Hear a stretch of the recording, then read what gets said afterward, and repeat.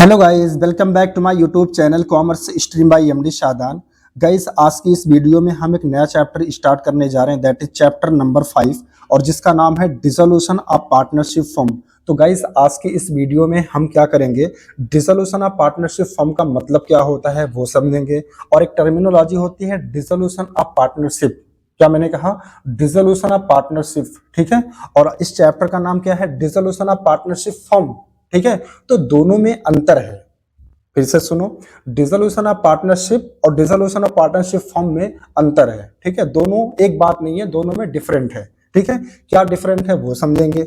इसके अलावा एक पार्टनरशिप फर्म का डिसोल्यूशन कब किया जाता है, कैसे किया जाता है, कितने मोड होते हैं, मतलब कितने तरीके होते हैं, ठीक है।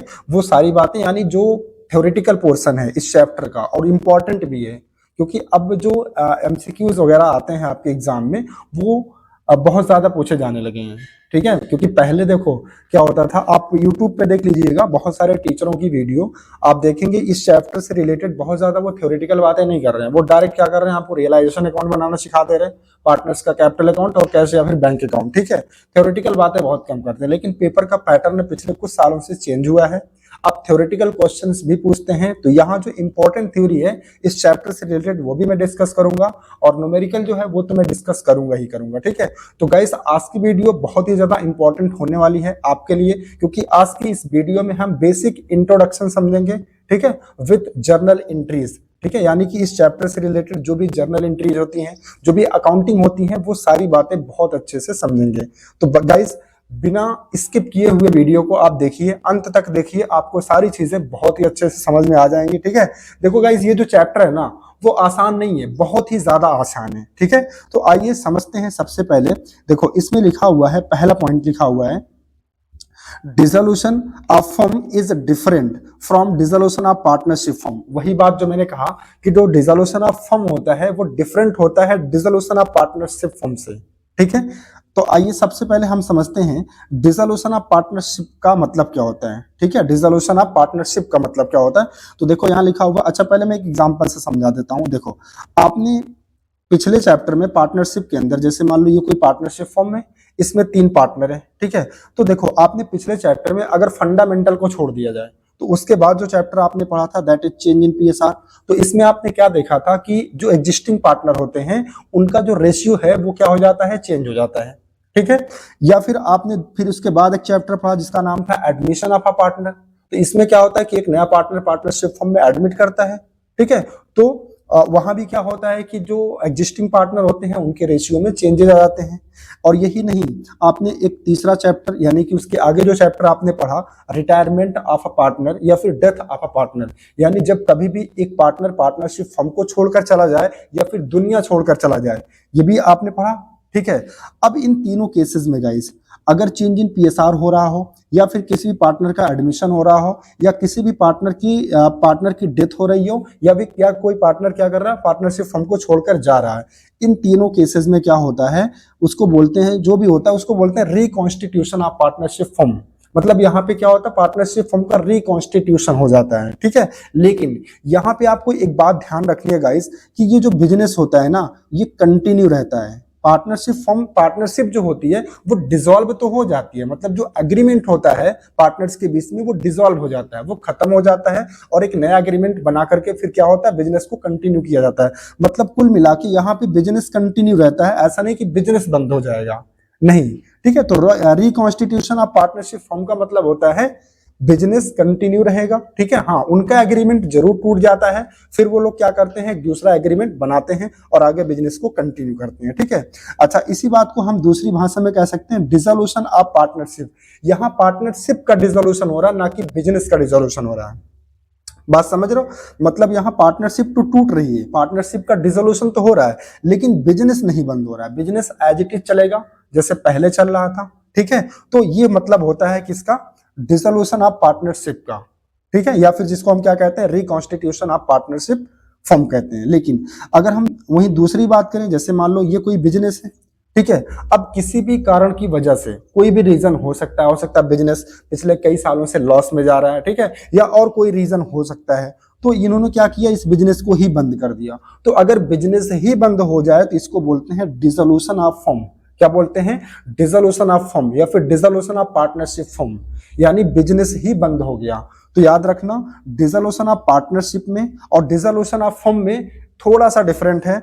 वो डिफरेंट क्या है कि डिसोल्यूशन ऑफ पार्टनरशिप में या फिर रिकॉन्स्टिट्यूशन ऑफ पार्टनरशिप फर्म में बिजनेस कंटिन्यू रहता है। क्या रहता है गाइस, बिजनेस कंटिन्यू रहता है, लेकिन अगर फर्म का डिसोल्यूशन किया जाता है तो उसमें बिजनेस आपका बंद हो जाता है। ठीक है, तो यही माइनर सा डिफरेंस है। ठीक है, तो जो आपको ध्यान देने हैं।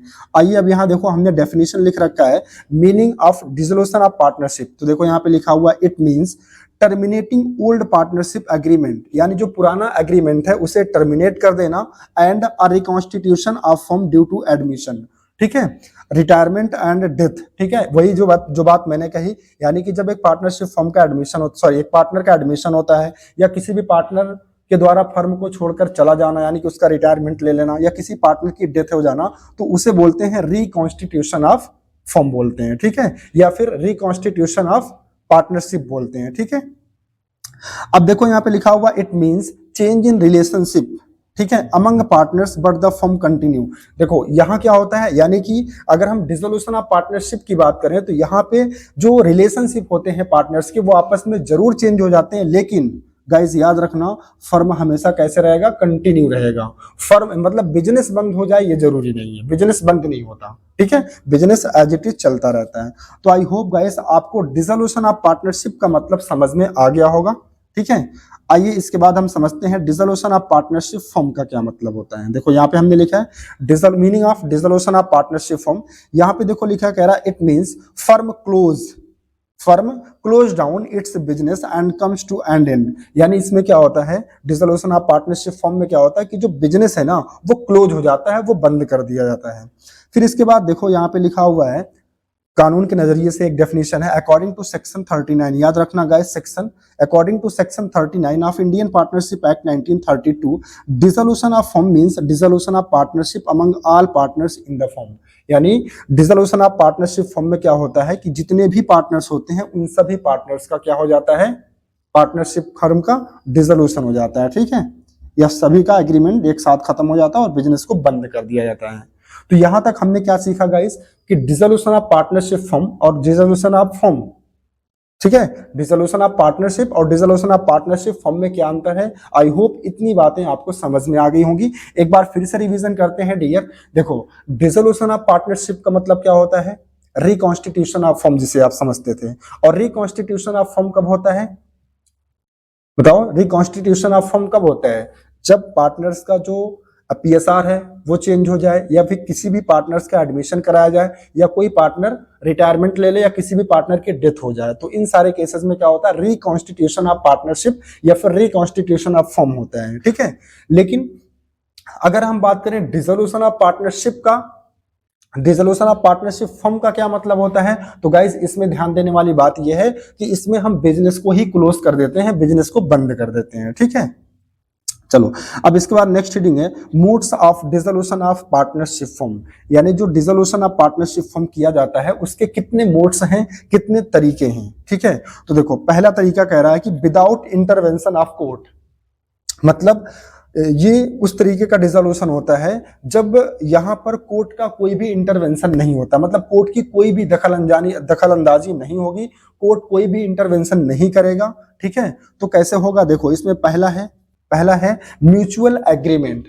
अब म्यूचुअल एग्रीमेंट का मतलब होता है वॉलंटरी रिटायरमेंट, और ये बात गाइस याद रखना सेक्शन 40 में बताई गई है। किसमें, सेक्शन 40 में। आप सेक्शन को भी याद करेंगे, ठीक है, क्योंकि मैं पहले ही बता दिया कि जो पेपर का पैटर्न है ना वो चेंज हुआ है। अब हमसे थ्योरेटिकल एमसीक्यूज भी पूछे जाते हैं, मतलब एमसीक्यूज जो आते हैं वो थ्योरेटिकल क्वेश्चन बना करके भी देते हैं, तो आपसे क्वेश्चन पूछ लेगा, सॉरी सेक्शन पूछ लेगा। ठीक है, तो आपको सेक्शन भी याद रखना है। तो म्यूचुअल एग्रीमेंट का मतलब होता है आप और हम दोनों लोग अपनी आपसी सहमति से क्या कर रहे हैं, बिजनेस को बंद कर दे रहे हैं। ठीक है, मतलब हम मान लीजिए पार्टनर हैं आपके साथ, आप हमारे बिजनेस के पार्टनर हैं, हमने कहा यार चलो बिजनेस बंद कर दिया जाए, आपने कहा चलो ठीक है बंद कर देते हैं। तो जब हम अपनी आपसी सहमति से क्या करते हैं, बिजनेस को बंद कर देते हैं, तो इस तरीके के डिसोल्यूशन को बोलते हैं म्यूचुअल एग्रीमेंट। ठीक है, यानी कि वॉलंटरी रिटायरमेंट, यानी हम अपनी इच्छा से क्या कर रहे हैं, बिजनेस को क्लोज कर रहे हैं।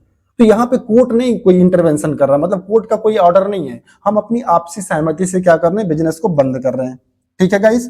ओके, नेक्स्ट है सेकंड, इसमें कह रहा है कि कंपल्सरी डिसोल्यूशन। अब कंपल्सरी डिसोल्यूशन के बारे में किस सेक्शन में बात कही गई है, तो सेक्शन 41 में, याद रखना सेक्शन 41 में, ठीक है। अब इसमें दो चीजें आती हैं, दो कंडीशन आती है, क्या, ए इंसॉल्वेंसी ऑफ ऑल पार्टनर्स, यानी जितने भी पार्टनर हैं या जितने भी पार्टनर पार्टनरशिप फर्म में होते हैं, अगर वो सारे के सारे पार्टनर्स बैंक करप्ट हो जाएं, मतलब कि इंसॉल्वेंट हो जाएं, ठीक है, तो ऐसे केस में हम क्या करते हैं, पार्टनरशिप फर्म का डिसोल्यूशन कर देते हैं, मतलब कि बिजनेस को बंद कर देते हैं, ठीक है। सेकंड है अनलॉफुल बिजनेस, यानी जो बिजनेस हम कर रहे हैं वो लॉ के नजरिए से अब लॉफुल नहीं रहा, मतलब ऐसा कोई, मतलब कोई इलीगल एक्टिविटीज हम करने लग रहे हैं, तो ऐसे में भी क्या होगा, अगर हम कोई अनलॉफुल बिजनेस कर रहे हैं तो फिर कंपलसरी क्या होगा, डिसोल्यूशन हो जाएगा, ठीक है। तो आई होप आपको कंपलसरी डिसोल्यूशन में जो दो बातें हैं वो समझ में आ गई होंगी। इसमें क्या होता है, एक तो सारे पार्टनर्स क्या हो जाएं, इंसॉल्वेंट हो जाएं, दूसरा अगर इनके द्वारा यानी पार्टनरशिप फर्म के द्वारा क्या किया जा रहा, कोई भी अनलॉफुल बिजनेस किया जा रहा, मतलब जो लॉ के नजरिए से इलीगल है, ठीक है। ओके, इसके बाद थर्ड है अनहैपनिंग ऑफ एनी इवेंट या फिर एन इवेंट, ठीक है, इसको बोला गया है सेक्शन 42 में, ठीक है। अब इसमें क्या होता है, इसमें देखो पहला आता है इंसॉल्वेंसी ऑफ एनी पार्टनर, अगर कोई एक पार्टनर भी इंसॉल्वेंट हो जाता है। अच्छा, यहाँ पे एक चीज समझना है, आपने देखो फंडामेंटल में मैंने आपको एक चीज पढ़ाया था पार्टनरशिप डीड के बारे में, है ना, पार्टनरशिप डीड के बारे में।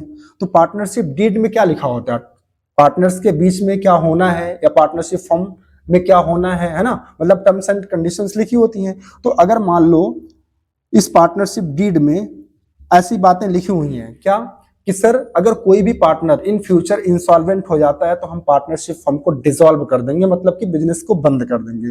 तो मान लो किसी भी पार्टनरशिप फर्म में 3 पार्टनर हैं, ए, बी और सी, और उसमें से मान लीजिए बी जो है वो क्या हो गया, इंसॉल्वेंट हो गया, तो ऐसे में क्या होगा, जो बिजनेस आपका है वो बंद हो जाएगा, ठीक है। क्यों, क्योंकि ये बात पहले से ही किस में लिखी हुई थी, पार्टनरशिप डीड में लिखी हुई थी।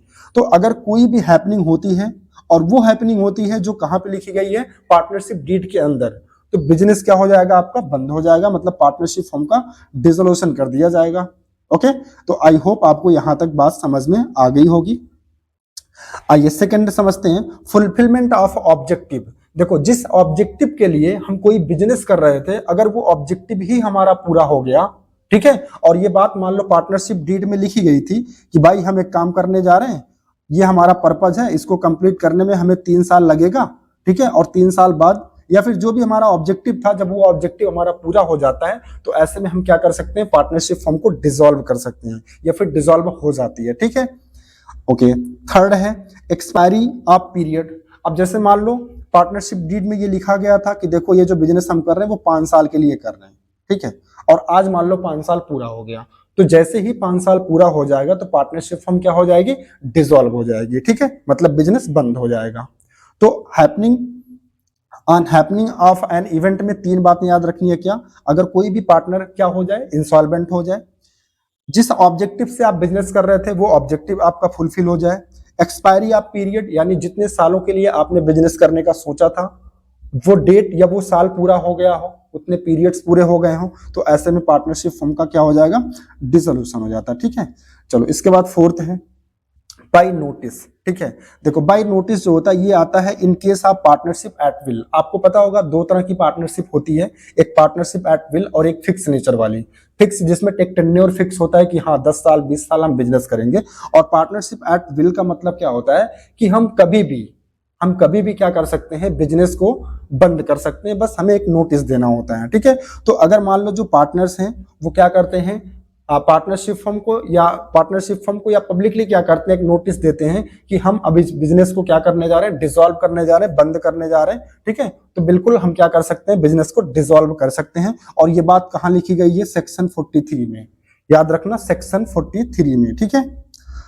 चलो, तो यहाँ ये देखो 4 बातें इसमें थी जहां पे कोर्ट कोई भी दखल अंदाजी आपके साथ नहीं करेगा।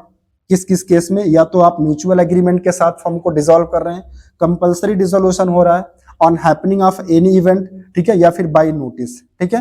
म्यूचुअल एग्रीमेंट की बातें किस सेक्शन में बोली गई हैं, सेक्शन 40 में। कंपलसरी डिसोल्यूशन की बातें किस सेक्शन में बोली गई हैं, सेक्शन 41 में। On happening of an event ये किस सेक्शन में बोला गया, 42 में।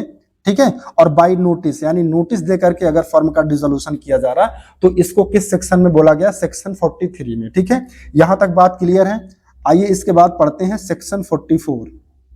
कौन सा सेक्शन गाइस, सेक्शन 44। यहां पे लिखा हुआ dissolution by the order of court, यानी यहां पे अब क्या होगा, जो कोर्ट है, जो न्यायालय है, उसका भी इंटरवेंशन होगा। ठीक है, यानी कोर्ट यहाँ पे आदेश देगी कि आप क्या करिए, पार्टनरशिप फर्म के जो बिजनेस हैं उनको डिसॉल्व करिए, उनको बंद करिए, उनको क्लोज करिए। ठीक है, तो देखो कब कब ऐसा हो सकता है, और ये इंपॉर्टेंट है। इस बार तो 100% यहाँ से एक एमसीक्यू आना है, तो आप इसको बिल्कुल भी स्किप नहीं कर सकते, इसको अच्छे से पढ़ के जाना। ठीक है, देखो पहला इसमें दिया हुआ, when a partner becomes of unsound mind, यानी अगर कोई भी पार्टनर अनसाउंड माइंड यानी कि पागल हो जाता है। ठीक है, तो उस केस में कोर्ट के द्वारा आपको आदेश दिया जाएगा कि आप क्या करिए, बिजनेस को बंद कर दीजिए। ठीक है, तो कोर्ट यहाँ पे क्या करेगी, आपके बिजनेस को डिसॉल्व करवा देगी, यानी कि बंद करवा देगी। दूसरा, when a partner becomes permanently incapable, अब मान लो कोई पार्टनर है जो परमानेंटली इनकैपेबल है, उसके दोनों हाथ कट गए, उसके दोनों पैर कट गए, या कुछ भी ऐसा हुआ जिसकी वजह से अब वो पार्टनर क्या नहीं कर सकता, बिल्कुल इनकैपेबल है, मतलब वो काम कर ही नहीं सकता। तो इस केस में भी कोर्ट का आदेश आएगा कि आप क्या करिए, बिजनेस को क्लोज करिए, बंद करिए। ठीक है, चलो इसके बाद सी पॉइंट है, इसमें कह रहा कि when a partner is found guilty of misconduct. ठीक है, अब देखो जैसे मान लो कोई पार्टनर था या कोई पार्टनरशिप फर्म थी, वो स्मगलिंग का काम कर रही थी और वो एक दिन अचानक से पकड़ा गया। ठीक है, तो अब ऐसे में वो क्या करेगा, गिल्टी ही तो फील करेगा। ठीक है, तो अगर आप स्मगलिंग यानी कोई ऐसा धंधा करते हुए पकड़े गए जो इंडिया में क्या है, इलीगल है, तो ऐसे में पार्टनर जो है, कोर्ट क्या आदेश देगा, आपके बिजनेस को बंद करवा देगा, यानी कि डिसॉल्व करवा देगा। ठीक है, fourth, when business is in loss making, अब भाई मान लो आपका बिजनेस है वो पिछले कई सालों से लॉस मेकिंग में जा रहा है। ठीक है, आप जो आपके आउटसाइडर डेटर्स है, सॉरी क्रेडिटर्स हैं, ठीक है, उनको आप उनका जो है पैसा नहीं चुका पा रहे हैं, तो ऐसे में कोर्ट क्या आदेश देगा, आपके बिजनेस को डिसॉल्व करने के लिए आदेश दे देगा, यानी कि आपके बिजनेस को बंद करवा दिया जाएगा। ठीक है, तो याद रखना ये 4 तरीके हैं जहां पे कोर्ट का भी इंटरवेंशन होता है। कब, जब एक पार्टनर अनसाउंड माइंड का हो जाए, ठीक है, परमानेंटली इनकैपेबल हो जाए गिल्टी ऑफ मिसकंडक्ट के केस में, या फिर लॉस मेकिंग बिजनेस के केस में। ठीक है, और ये सारी बातें कहां लिखी गई हैं, सेक्शन 44 में लिखी गई हैं, याद रखना इंपॉर्टेंट है। ओके, चलो इसके बाद हम पढ़ते हैं सेक्शन 48। चलो देखो, तो सेक्शन 48 के बारे में हम पढ़ते हैं यहाँ पे।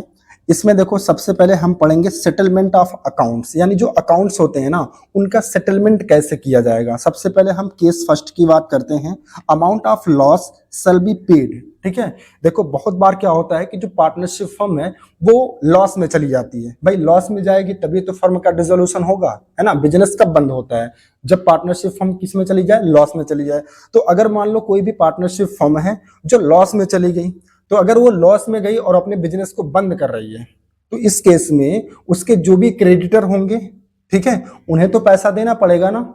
तो अब देखो जो लॉस जो पेमेंट करना होता है, मतलब जो बाहरी लोगों को पेमेंट करना होगा, लॉस के केस में पार्टनरशिप फर्म कैसे उस लॉस को पेमेंट करेगी, उसके बारे में यहाँ आपको बताया जा रहा है। ठीक है, तो सेक्शन 48 में बताया गया है कि firstly paid out of profit. Out of profit का मतलब जैसे कोई पुराना रिजर्व आपने पहले से बना कर रखा था। भाई ऐसा तो है नहीं कि मान लो आज आप लॉस में जा रहे हैं, लेकिन हो सकता है पिछले आपके पास कोई रिजर्व हो, जनरल रिजर्व हो, ठीक है, या और कोई रिजर्व आपने बना कर रखा था, तो उसमें से पहले आपको क्या करना होगा, लॉस का पेमेंट करना होगा, लॉस की भरपाई करनी होगी। उसके बाद भी अगर लॉस बचता है, यानी आपके पास जो भी रिजर्व वगैरह थे, उस पैसे का आपने इस्तेमाल कर लिया लॉस को पेमेंट करने के लिए, लॉस की भरपाई करने के लिए।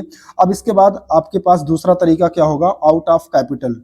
फिर आपका यानी जो पार्टनर्स का कैपिटल होगा, उस कैपिटल से उस लॉस की भरपाई की जाएगी। बात समझ रहे हो, ये सीक्वेंस आपको याद रखना है, ठीक है, क्योंकि ये मैं नहीं बता रहा हूं, ये कानून बता रहा है। तो ये बात कहां लिखी गई है, सेक्शन 48 में। अगर कोई भी पार्टनरशिप बिजनेस जो कि लॉस में गया है, ठीक है, और वो अपना बिजनेस बंद कर रहा है, तो इस केस में उसे जिन लोगों को पैसा देना है या जो लॉस की भरपाई करनी है, वो कैसे करेंगे, तो सबसे पहले वो किस चीज का इस्तेमाल करेंगे, firstly paid out of profit, यानी उनका जो प्रॉफिट होगा पहले का, यानी जो उनका रिजर्व वगैरह होगा, जो पुराना उन्होंने बनाया होगा, उस रिजर्व से सबसे पहले हम लॉस का पेमेंट करेंगे। देन आउट ऑफ कैपिटल, इसके बाद पार्टनर्स का जो कैपिटल होगा उस कैपिटल का इस्तेमाल किया जाएगा किस चीज के लिए? लॉस की भरपाई के लिए, लॉस का पेमेंट करने के लिए। बात समझ रहे हो? इसके बाद थर्ड रैंक आती है lastly bye partners in PSR. फिर इसके बाद जो पार्टनर होंगे, अगर उसके बाद भी लॉस बचता है तो जो पार्टनर होंगे वो अपने घर से पैसा लाएंगे। ठीक है, देखो मैंने बहुत पहले ही आपको बताया था, या आपने पढ़ा भी होगा, सुना भी होगा कि जो पार्टनरशिप फर्म होती है उसमें जो पार्टनर होते हैं उनकी लाइबिलिटी अनलिमिटेड होती है। अनलिमिटेड का मतलब अगर कभी भी कोई भी पार्टनरशिप फर्म लॉस में जाती है और उस लॉस का पेमेंट, ठीक है, अगर पार्टनरशिप फर्म के पास जो प्रॉफिट होता है, जो असेट्स होती हैं, उनको बेच करके उन लॉस को पेमेंट नहीं हो पाता है, तो फिर दूसरा मेथड क्या यूज किया जाता है? पार्टनर्स अपने कैपिटल से पेमेंट करते हैं, लेकिन उसके बाद भी अगर लॉस का पेमेंट नहीं हो पाता, मतलब कुछ पैसा बचा हुआ है, तो पार्टनर्स अपने घर से लाएंगे। ठीक है, तो जितना भी लॉस बचा होगा वो पार्टनर्स अपने घर से लाएंगे और उसको किस रेशियो में पे करेंगे? उनका जो भी पीएसआर रहा होगा। ठीक है, बात समझ में आ रही है? फिर से एक बार रिपीट कर देता हूं। अगर कोई भी कंपनी, याद रखना ये कब किया जाएगा? जब कोई भी कंपनी लॉस में जाती है। तो लॉस में अगर जाती है तो इस लॉस की भरपाई के लिए सबसे पहले कंपनी आउट ऑफ प्रॉफिट का इस्तेमाल करती है। देन पार्टनर्स का जो कैपिटल होता है उसका इस्तेमाल किया जाता है, और लास्ट में अगर कुछ लॉस बचता है तो पार्टनर्स को घर से लाके देना पड़ता है। और किस रेशियो में देंगे? पीएसआर में, याद रखना। ठीक है, चलो इसके बाद सेकेंड पॉइंट है बी, एप्लीकेशन ऑफ असेट्स। ठीक है, अब इसका क्या मतलब होता है? देखो, कभी भी जब हम बिजनेस बंद करते हैं तो बिजनेस बंद करने के बाद हमें बहुत सारे पैसों का पेमेंट करना होता है जिनसे हमने लिया होता है। बाहर का हो, अंदर का हो, कहीं का भी हो, सबको हमें क्या करना होता है? पैसा देना होता है। तो अब पैसा आएगा कहाँ भाई? अगर हमको पैसा देना है तो पैसा आना भी तो चाहिए। तो देखो, पैसा आता है आपके पास जो बिजनेस होगा। ऐसा तो है नहीं कि बिजनेस बिल्कुल खत्म हो गया। भाई आपका बिजनेस है, आप भले बंद करने जा रहे हो, लेकिन आपके बिजनेस के पास कुछ तो असेट्स वगैरह होंगी, कुछ लाइबिलिटीज होंगी। तो हमें क्या करना होता है? जो भी हमारे पास असेट्स होती हैं उनको बेचना पड़ता है। फिर उसको बेच करके जो पैसा आता है उस पैसे से हम क्या करते हैं? अपनी लाइबिलिटीज का पे ऑफ करते हैं। तो देखो यहाँ पे लिखा हुआ सेकंड केस में, amount realised from the sale of assets shall be applied in this manner. यानी जो भी असेट्स बिजनेस की होती है, जब उसे बेचा जाता है तो उसको बेच करके जो पैसा आता है उस पैसे से हम पेमेंट करते हैं। लेकिन याद रखना, पेमेंट करने का एक मैनर होता है, एक ऑर्डर होता है, ऑर्डर ऑफ पेमेंट, और ये ऑर्डर आपको याद होना चाहिए। ठीक है, तो सर बताइए कैसे पेमेंट होगा? ठीक है, देखो सबसे पहले रियलाइजेशन एक्सपेंस का पेमेंट किया जाता है। ठीक है, जैसे मान लो मैं ये कह रहा हूं कि जो बिजनेस था जिसका डिसोल्यूशन हो रहा है, उसके पास मान लो 50 लाख रुपया असेट्स बेच करके आए, बस एक एग्जांपल ले रहा हूं, और मान लीजिए बिजनेस को 60 लाख का पेमेंट करना है। कितना पेमेंट करना है? 60 लाख रुपए का पेमेंट करना है। तो जब 50 लाख रुपया बिजनेस के पास आएगा असेट्स को बेच करके, ठीक है, तो जिनको हमने उधार दिया था वो हमारे पास भागते हुए आएंगे और अपना पैसा सब लोग मानेंगे।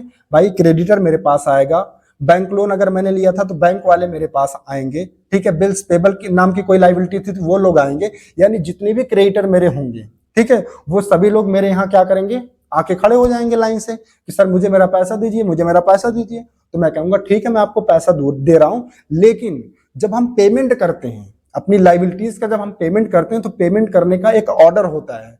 ठीक है, और वो ऑर्डर क्या है वो मैं बताने की कोशिश कर रहा हूं। देखो, पहले हम पेमेंट करते हैं, मतलब ये जो 50 लाख रुपया आया, अब इस 50 लाख से 60 लाख का पेमेंट करना है। ठीक है, तो अब कैसे हम करेंगे? देखो, सबसे पहले हम रियलाइजेशन एक्सपेंस का पेमेंट करते हैं। सर ये रियलाइजेशन एक्सपेंस क्या होता है? देखो, रियलाइज का मतलब होता है बेचना। ठीक है, अब देखो यहाँ पे क्या हो रहा है कि पार्टनरशिप फर्म का डिसोल्यूशन हो रहा है, तो जाहिर सी बात है अगर डिसोल्यूशन हो रहा है तो हमारे पास यानी कि फर्म के पास जो भी एसेट्स वगैरह होंगी, जो भी प्रॉपर्टी होगी, उससे वो बेचने जाएंगे कहाँ पे? मार्केट में। भाई वहीं पे तो बिक नहीं जाएगा, घर बैठे बैठे तो कोई सामान बिकेगा नहीं, उसको मार्केट में लेके जाके बेचना पड़ता है। अब जैसे मान लीजिए मार्केट थोड़ा दूर है, ठीक है, मार्केट थोड़ा सा दूर है, मान लो 30-40 किलोमीटर दूर मार्केट है। ठीक है, तो हमारे पास जो भी मशीन होगी, मान लो मेरे पास कोई मशीन है, तो उसको अपने सर पे लाद के तो नहीं ले जाएंगे भाई। या तो हम क्या करेंगे उसको, मतलब या तो मेट्रो से लेकर के जाएंगे, ट्रेन से लेकर के जाएंगे, या फिर कोई गाड़ी रिजर्व करेंगे। ठीक है, मतलब जैसे भी हमारे लिए सुटेबल होगा उससे हम लेकर के उसको जाएंगे, तो उसका खर्चा भी तो आएगा भाई। जो लेकर के जाएगा वो इंसान पैसा लेगा ना, कुछ भाड़ा तो लेगा ही उसका।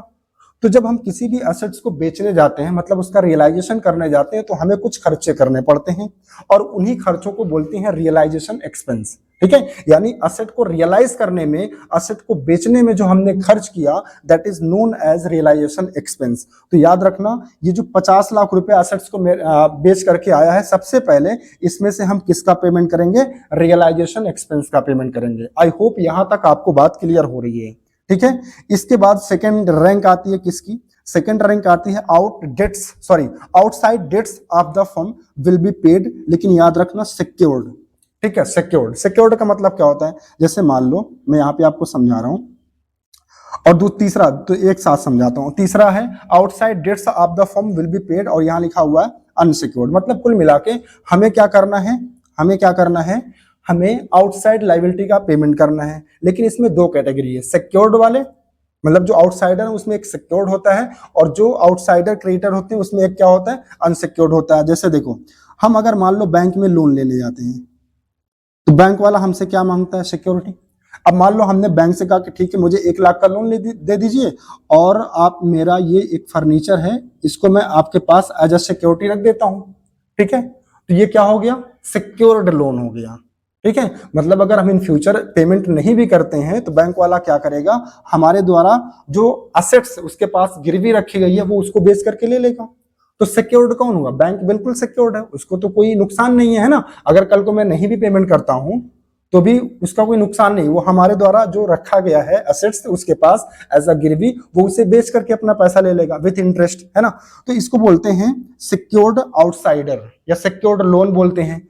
तो सबसे पहले किसका पेमेंट होगा पता है? बैंक लोन का पेमेंट होगा, यानी कि जो सिक्योर्ड होता है, याद रखना। ठीक है, अब दूसरा, जैसे मान लो कोई क्रेडिटर है जिनसे मैंने मान लो उधार सामान खरीदा था, तो अगर हम किसी से उधार सामान खरीदते हैं तो क्या उसके पास कोई भी असेट्स गिरवी रखते हैं? नहीं रखते हैं। ठीक है, तो मान लो जी ये क्रेडिटर भी आके खड़ा था कि मुझे चाहिए, हाँ इसको मैं पेमेंट तो करूंगा, लेकिन सबसे पहले किसको करूंगा? जो हमारा सिक्योर्ड वाला आउटसाइड डेट है। ठीक है, यानी वो डेट जिसपे हमने कुछ ना कुछ सिक्योरिटी रखी हुई है, उसका पेमेंट हम सबसे पहले करेंगे। उसके बाद हम क्रेडिटर का, बिल्स पेबल का, इन सब का पेमेंट करेंगे। बात समझ में आ रही है? फिर से सुनो, सबसे पहले रैंक किसकी होती है? रियलाइजेशन एक्सपेंस की। दूसरी, outside debts of the firm will be paid, लेकिन कौन सा? सिक्योर्ड वाला। तीसरा, वो आउटसाइड डेट जो अनसिक्योर्ड है, यानी कि क्रेडिटर हो गया, बिल्स पेबल हो गया, ये सारी चीजें, है ना। इसके बाद फोर्थ रैंक होती है, कह रहा कि out of the remaining amount, यानी अगर उसके बाद भी फर्म के पास कुछ पैसा बचता है, तो the loans advanced by the partners will be paid. अगर कोई पार्टनरशिप फर्म को लोन दिया था, तो फिर उसका पेमेंट हम करेंगे किस नंबर पे? फोर्थ नंबर पर। चौथा नंबर इनका होता है। ठीक है, इसके बाद फिफ्थ पॉइंट कह रहा है कि balance of capital account will be return to the partners. अगर उसके बाद भी मतलब मान लो, देखो इन चारों का पेमेंट करने के बाद अगर उसके बाद भी फर्म के पास पैसा बचता है, तो फिर पार्टनरशिप फर्म क्या करेगी? पार्टनर्स का जो कैपिटल अकाउंट का बैलेंस होता है वो उसको पे कर दिया जाता है। ठीक है, लेकिन इनकी रैंक कौन सी होती है? फिफ्थ रैंक होती है। सिक्स रैंक यानी कि लास्ट रैंक होती है, कह रहा कि remaining profit will be distributed among partners in PSR। अगर इसके बाद भी पार्टनरशिप फर्म के पास कोई प्रॉफिट बचता है, तो फिर उसे पार्टनर्स को दे दिया जाता है। किस रेशियो में? PSR में दे दिया जाता है, मतलब प्रॉफिट शेयरिंग रेशियो में। बात समझ गए? फिर से एक बार मैं रिवाइज कर देता हूं, और याद रखना ये बात किस सेक्शन में लिखी गई है? सेक्शन 48 में। ठीक है, तो ये सीक्वेंस आप याद रखिएगा। ठीक है, देखो जो भी असेट्स बेच करके फर्म के पास पैसा आएगा, उससे जब पार्टनरशिप फर्म लायबिलिटीज का पेमेंट करती है, तो सबसे पहला किसका पेमेंट होगा? रियलाइजेशन एक्सपेंस का। मेरे साथ बोलो, किसका होगा? रियलाइजेशन एक्सपेंसेस का। दूसरा, आउटसाइड डेट, लेकिन कौन वाला? सिक्योर्ड वाला सर। तीसरा, आउटसाइड डेट्स, लेकिन कौन से? अनसिक्योर्ड जो है। ठीक है, जैसे कि क्रेडिटर हो गया, बिल्स पेबल हो गया।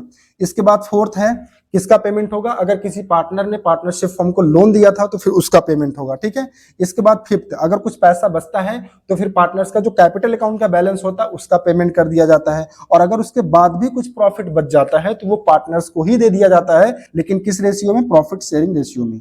याद रखना, आई होप आपको समझ में आ गया होगा। आइए इसके बाद हम बात करते हैं सेक्शन 49 की। ठीक है, इसमें हम पढ़ेंगे फर्म्स डेट और प्राइवेट डेट के बारे में। तो सेक्शन 49 में किसके लिए बात की गई है?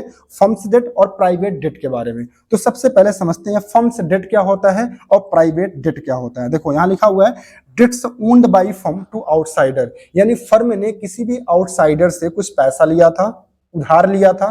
तो अब जाहिर सी बात है अगर फर्म ने किसी भी आउटसाइडर से पैसा लिया था तो वो फर्म के लिए क्या है? एक डेट है, एक कर्जा है जो कि उसे वापस करना पड़ेगा। ठीक है। प्राइवेट डेट का मतलब होता है कोई पार्टनर अपने लिए अपने किसी पड़ोसी से मान लो उधार ले लिया था तो वो उसका प्राइवेट डेट कहलाता। आइए मैं एक एग्जांपल से समझाता हूं। देखो जैसे मान लो ये कोई पार्टनरशिप फॉर्म है, ये कोई पार्टनरशिप फॉर्म है और यहाँ पे एक इंसान है, ठीक है, और इसने क्या किया था? पार्टनरशिप फर्म को 1 लाख रुपया दिया था उधार। तो फिर ये फर्म की क्या है? लायबिलिटी है, तो इसको बोलेंगे फर्म्स डेट।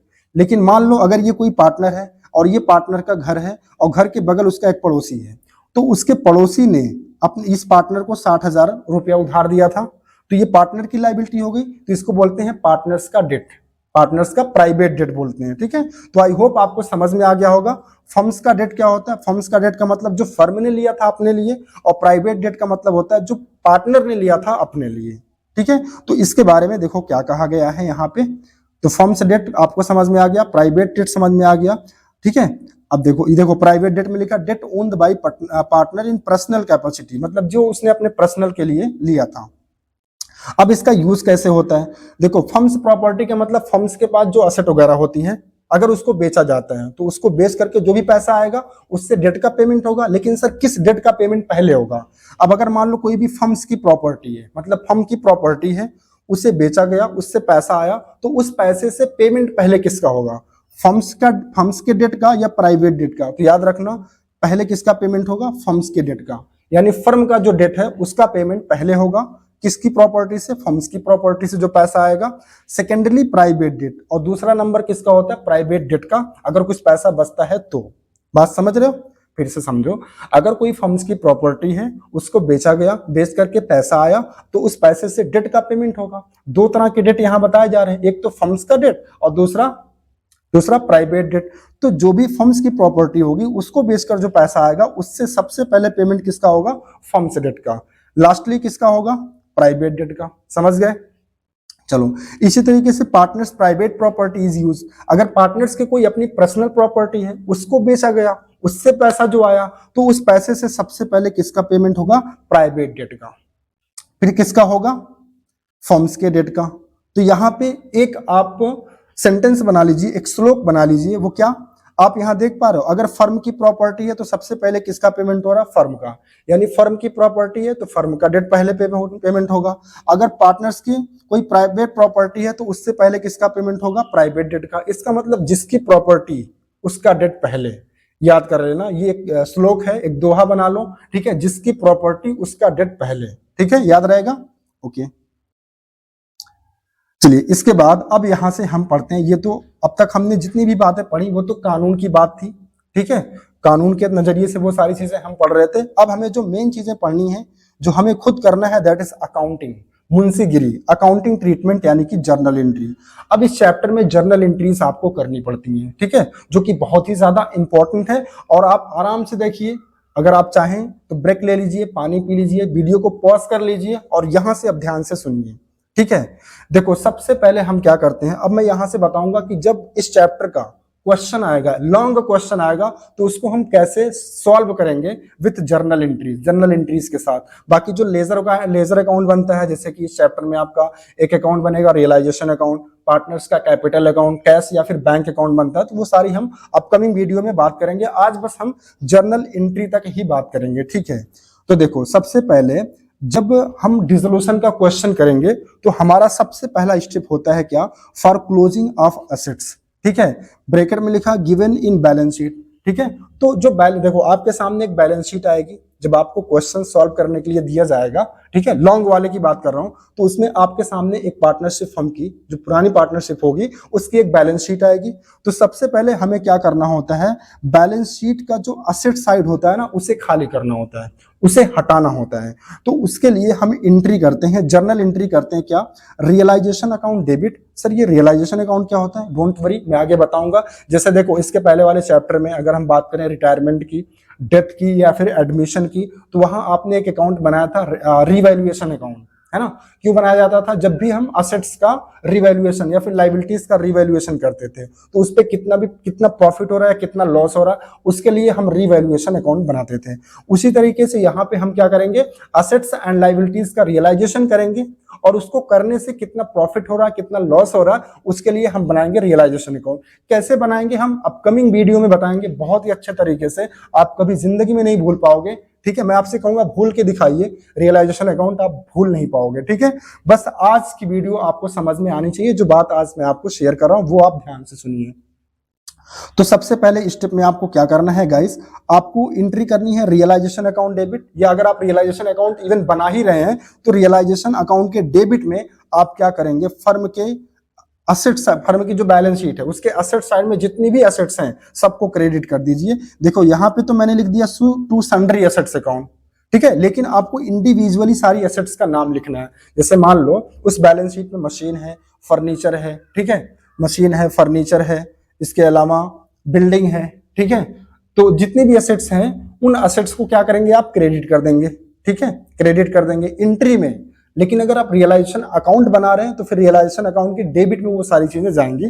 ठीक है, कल मैं आपको बताऊंगा पूरा प्रोफार्मा बना करके। ठीक है, तो एंट्री क्या होगी, realisation account debit to sundry assets account, लेकिन कैसे, इंडिविजुअली आपको दिखाना। हाँ, एक चीज आपको याद रखना जो यहाँ मैंने नरेशन में लिखा हुआ है, यहाँ कह रहा कि हमें सारी असेट्स को यहाँ पे क्रेडिट करना है, मतलब रियलाइजेशन डेबिट में करना है, या फिर जर्नल एंट्री में अगर हम कहें तो क्रेडिट में लिखना है। किसको किसको छोड़कर यहाँ लिखा, इंक्लूडिंग गुडविल, गुडविल को तो लेना है। जब आप टू सन्ड्री असेट्स यानी टू असेट्स यानी जब आप असेट्स को क्रेडिट करेंगे तो सारी असेट्स को क्रेडिट करेंगे, उसमें गुडविल अगर कोई होगी, ठीक है, बैलेंस शीट में जो गुडविल दिखेगी उसको भी आप क्रेडिट करेंगे, लेकिन but excluding cash, bank and fictitious assets, ये तीन असेट्स आपको नहीं लेना है। कौन कौन, एक तो कैश हो गया, बैंक हो गया, या फिर कोई फिक्टिशियस असेट्स है। ठीक है, इसको याद रखिएगा, मतलब आप सारी असेट्स को क्रेडिट करेंगे इंक्लूडिंग गुडविल, लेकिन एक्सक्लूड किसको करना है, कैश को, बैंक को और फिक्टिशियस असेट्स को। आई होप आपको समझ में आ रहा होगा। अगर नहीं समझ में आ रही बात, कोई बात नहीं, जब मैं क्वेश्चन करूंगा आपको सारी बातें 100% समझ में आएंगी। ठीक है, तो पहला काम आपको क्या करना होता है, बैलेंस शीट का असेट साइड खाली कर देना होता है। ठीक है, तो पहले स्टेप में आपकी जो बैलेंस शीट का असेट साइड होता है वो पूरा खाली हो जाएगा। ठीक है, इसके बाद सेकंड स्टेप में हम क्या करते हैं, बैलेंस शीट का जो लाइबिलिटी साइड होता है उसे खत्म करना होता है। ठीक है, बैलेंस शीट का जो लाइबिलिटी साइड होता है, इसके लिए एंट्री होती है सन्ड्री लाइबिलिटीज अकाउंट डेबिट, लेकिन यहां भी देखो मैंने लिखा इंडिविजुअली, यानी हर एक लाइबिलिटी को आप इंडिविजुअली क्या करेंगे, डेबिट करेंगे। जैसे मान लो लाइबिलिटी साइड में क्रेडिटर दिया है, बिल्स पेबल दिया है, बैंक लोन दिया है, तो इन सबको आप इंडिविजुअली क्या करेंगे, डेबिट करेंगे, और क्रेडिट कर देंगे किसको, टू रियलाइजेशन अकाउंट को। ठीक है, यहाँ इंडिविजुअली नहीं आएगा, टू रियलाइजेशन अकाउंट को क्या कर देंगे, क्रेडिट कर देंगे। ठीक है, लेकिन हाँ, यहाँ पे भी आपको एक चीज ध्यान रखना है, जो मैंने नरेशन में लिखा, कह रहा कि एक्सक्लूडिंग पार्टनर्स लोन। देखो पार्टनर्स लोन ये भी फर्म की लाइबिलिटी है, लेकिन इसको आप यहाँ डेबिट में नहीं दिखाएंगे, याद रखना। और जितने भी फ्री रिजर्व होते हैं, जितने भी फ्री रिजर्व होते हैं उन सारे रिजर्व को भी आप डेबिट नहीं करेंगे। हाँ, अगर WCR है, ठीक है, जो कि एक स्पेसिफिक रिजर्व होता है, उसको भी आप नहीं लेंगे। ठीक है, एंड पार्टनर्स कैपिटल अकाउंट, और जो पार्टनर्स का कैपिटल अकाउंट होता है बैलेंस शीट के लाइबिलिटी साइड में, वो भी आप नहीं लेंगे। मतलब सारी लाइबिलिटी, सारी आउटसाइड लाइबिलिटी आपको यहाँ डेबिट करना है, सिर्फ किनको छोड़ करके, अगर पार्टनर्स का लोन अकाउंट दिया है उसे नहीं लेंगे, कोई भी फ्री रिजर्व दिया है उसको भी नहीं लेंगे, WCR दिया है तो उसको भी नहीं लेंगे, और पार्टनर्स का कैपिटल अकाउंट अगर दिया है तो उसको भी नहीं लेंगे। ठीक है, देखो ये दो स्टेप करने के बाद क्या होगा, आपकी जो पूरी बैलेंस शीट है वो बिल्कुल खाली हो जाएगी। ठीक है, अच्छा, इसके बाद फिर आपका तीसरा काम क्या होगा, तीसरे स्टेप में कह रहा कि असेट्स, चाहे वो रिकॉर्डेड हो चाहे वो अनरिकॉर्डेड हो। सर ये रिकॉर्डेड अनरिकॉर्डेड का मतलब क्या होता है, रिकॉर्डेड का मतलब जो बैलेंस शीट में रिकॉर्ड है, अनरिकॉर्डेड का मतलब जो बैलेंस शीट में रिकॉर्ड नहीं है। ठीक है, आर सोल्ड, अगर उसे बेचा जाता है, या फिर कह रहा कि are taken over by partner, या फिर उसे कोई पार्टनर टेकन ओवर कर लेता है। ठीक है,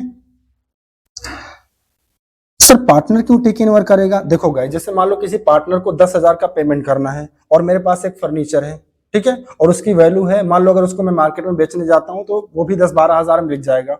तो पार्टनर कह रहा है यार इसको मार्केट में क्यों लेके जा रहे हो, मुझे तो 10,000 लेना ही है, तो आप एक काम करो, ये फर्नीचर मुझे ही दे दो, ठीक है। तो वही बात यहाँ बोली जा रही है, असेट्स को चाहे बेचा जाए या फिर कोई पार्टनर उस असेट्स को टेक इन ओवर कर लेता है, तो इस कंडीशन में जर्नल एंट्री क्या होगी, बैंक अकाउंट डेबिट होगा या फिर पार्टनर्स का करंट अकाउंट डेबिट होगा।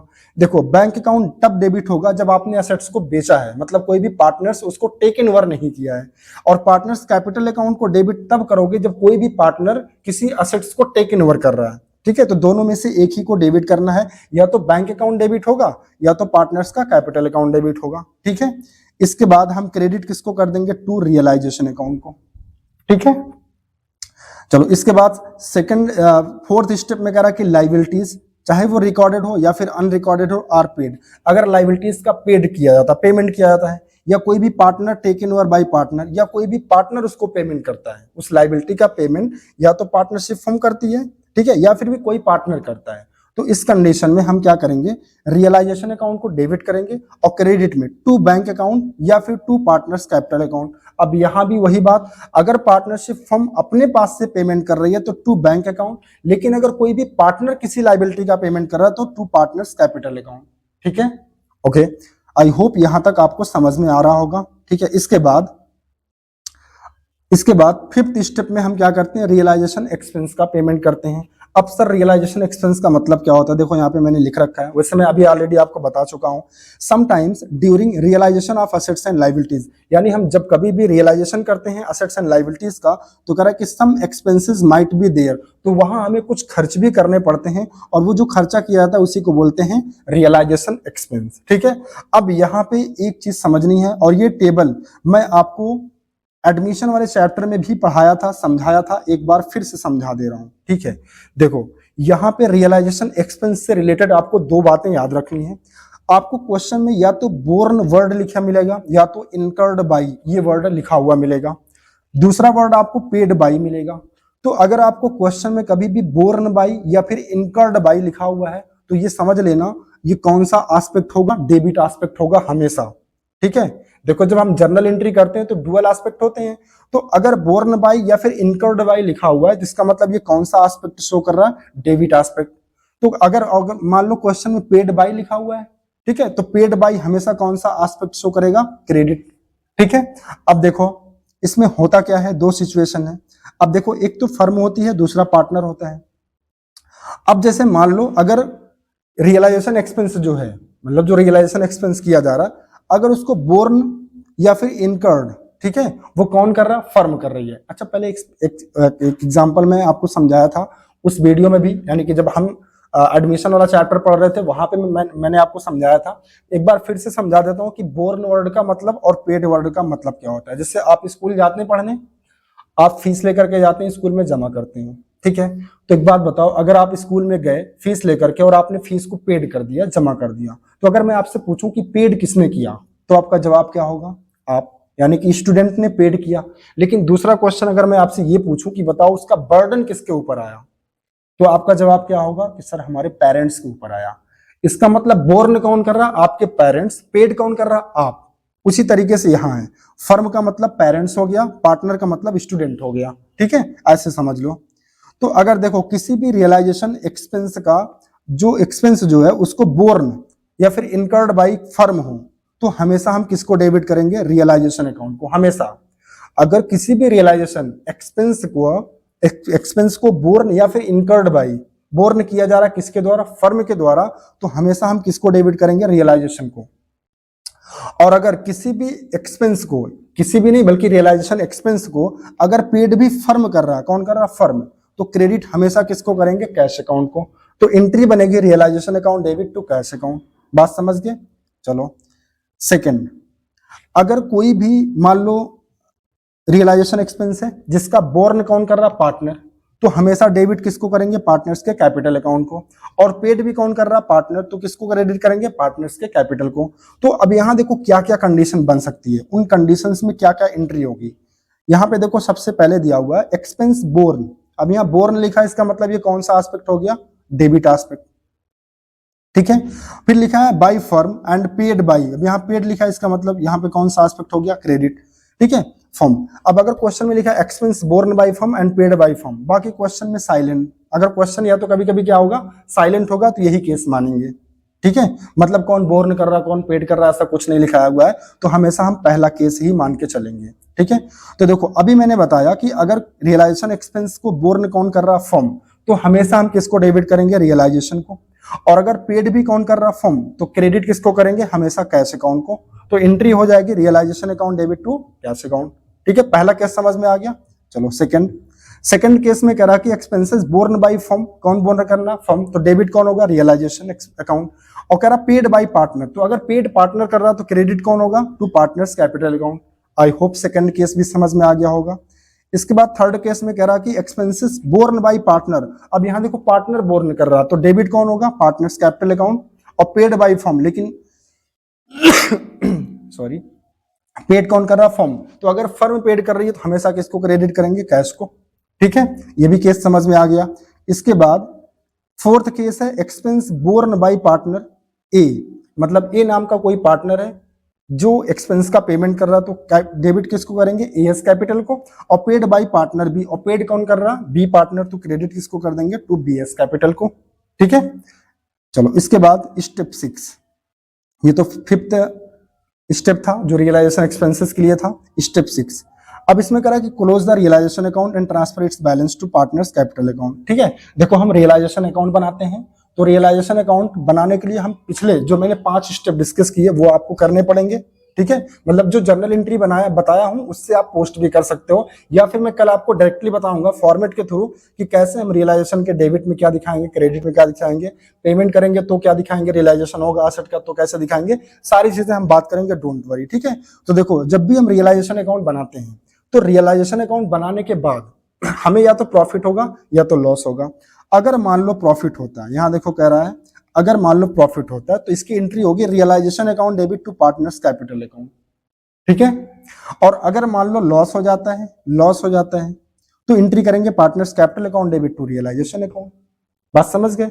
इसके बाद 7th स्टेप होता है close the partners capital account and transferring the balance to cash account. फिर इसके देखो पहले तो इसमें इस चैप्टर में हमें क्या करना है, रियलाइजेशन अकाउंट बनाना है, फिर इसके बाद हम पार्टनर्स कैपिटल अकाउंट बनाते हैं जैसे हम पिछले चैप्टर में बनाते थे। तो अगर हम पार्टनर्स का कैपिटल अकाउंट बनाते हैं, ठीक है, तो जो भी पार्टनर्स का जो भी बैलेंस आता है उसको हम कहाँ ट्रांसफर करते हैं, उसके कैश या फिर बैंक अकाउंट में। ठीक है, अब देखो अगर मान लो पार्टनर्स का कैपिटल अकाउंट बनाने के बाद सरप्लस आ गया, सरप्लस का मतलब पार्टनर्स को कुछ पैसा देना बनता है, तो इसके लिए एंट्री करते हैं partners capital account debit to cash account. ठीक है, और अगर मान लो डेफिशिएंसी आ गई, पार्टनर्स के कैपिटल अकाउंट बनाया मतलब उनका हिसाब लगाया, तो पार्टनर्स को जितना देना था उससे कम ही, मतलब पार्टनर्स को जितना देना था उससे कम ही बन रहा उनका हिसाब। ठीक है, या पार्टनर्स लॉस में जा रहा है, कोई पार्टनर लॉस में जा रहा है मतलब डेफिशिएंसी आ रही है, तो उसको अपने घर से पैसा ला के देना पड़ेगा, और इसकी एंट्री करते हैं cash account debit to partners capital account. अच्छा सर एक बात बताइए, हमें कैसे पता चलेगा कि हमारा जो क्वेश्चन है वो सही है या गलत है? क्योंकि सर आपको पता है, आप पिछला चैप्टर पढ़ाए एडमिशन, आप उसके पहले रिटायरमेंट, आपने डेथ वाले चैप्टर पढ़ाए, तो उसमें हमसे आप क्या बनवाते थे, रिवैल्यूएशन अकाउंट, और क्या बनवाते थे सर, पार्टनर्स कैपिटल अकाउंट, और क्या बनवाते थे सर, बैलेंस शीट। सर वहां तो हमें पता चल जाता था कि हमारा क्वेश्चन सही है कि गलत। कैसे सर, जब हम बैलेंस शीट बनाते थे, अगर हमारा बैलेंस शीट दोनों साइड टैली कर जाता था, यानी asset is equal to liability, asset का जो बैलेंस आता था, असेट साइड का जो टोटल आता था, और लाइबिलिटी साइड का जो टोटल आता था, अगर वो दोनों सेम होता था, मतलब बैलेंस कर जाता था, मैच कर जाता था, तो हम ये मान लेते थे कि हमारा क्वेश्चन 100% सही है। लेकिन सर यहाँ तो बैलेंस शीट ही नहीं बनानी है, तो यहाँ कैसे हमको पता चलेगा कि हमारा क्वेश्चन सही है? बिल्कुल पता चलेगा। कैसे? यहाँ पे देखो लिखा cash account will tally always. अगर आप जो कैश अकाउंट बनाओगे अगर वो टैली कर जाए, दोनों साइड डेबिट और क्रेडिट दोनों टैली कर जाएगा, तो ये मान लिया जाएगा कि आपका क्वेश्चन पूरा सही है। ठीक है, तो सबसे अच्छी बात है कि इस चैप्टर में भी हमें खुद से ही पता चल जाता है कि हमारा क्वेश्चन सही है या फिर गलत है। ठीक है, तो गाइस आज के लिए बस इतना ही। आज की इस वीडियो में जो कॉन्सेप्ट मैंने डिस्कशन किए हैं, जो जर्नल एंट्रीज वगैरह मैंने बताई हैं, मुझे लगता है कि आपको 100% तो नहीं समझ में आया होगा, लेकिन इसका मतलब ये नहीं कि आपको समझ में नहीं आएगा। मैं आपको पूरी गारंटी देता हूं, अगली वीडियो में आपको जब मैं न्यूमेरिकल क्वेश्चन कराऊंगा, ठीक है, यानी जो थ्योरेटिकल बातें आज हमने की हैं, जो जर्नल एंट्रीज वगैरह हमने आज समझाई हैं, जब इसको हम अप्लाई करेंगे क्वेश्चंस के साथ, तब आपको 110% मैं आपको गारंटी देता हूं, आपको सारी चीजें समझ में आ जाएंगी और इस चैप्टर से कोई भी क्वेश्चन आपके बोर्ड एग्जाम में आया तो आप उसको उड़ा देंगे, ये मेरी गारंटी है, उसको लगा देंगे। ठीक है, तो गाइस आज के लिए बस इतना ही, मिलते हैं आपसे नेक्स्ट वीडियो में। मैं चाहता आज की ही वीडियो में सारे कॉन्सेप्ट डिस्कस कर डालते, लेकिन वीडियो काफी लंबा हो जाता। आई थिंक 50 मिनट हो चुके हैं ऑलरेडी। ठीक है, तो बाकी सेकंड पार्ट में इसका अभी कुछ पोर्शन, कुछ इंपॉर्टेंट टर्म्स और बची हुई हैं, ठीक है, उनको मैं नेक्स्ट वीडियो में एक्सप्लेन करूंगा, और हो सकेगा तो एक आध दो क्वेश्चंस भी मैं नेक्स्ट वीडियो में करने की कोशिश करूंगा। ठीक है बच्चे, तो गाइस आई होप आपको आज का वीडियो समझ में आया होगा। आज के जो कॉन्सेप्ट मैंने समझाए आपको, वो सारे कॉन्सेप्ट समझ में आए होंगे। तो प्लीज अगर आपको वीडियो अच्छा लगा हो तो गाइस वीडियो को लाइक करें और सब्सक्राइब करें। ठीक है, और अपने दोस्तों के साथ भी शेयर करें, जिनसे उनको भी हेल्प हो सके। ठीक है, तो गाइस आज के लिए बस इतना ही। थैंक यू सो मच, मिलते हैं नेक्स्ट वीडियो में।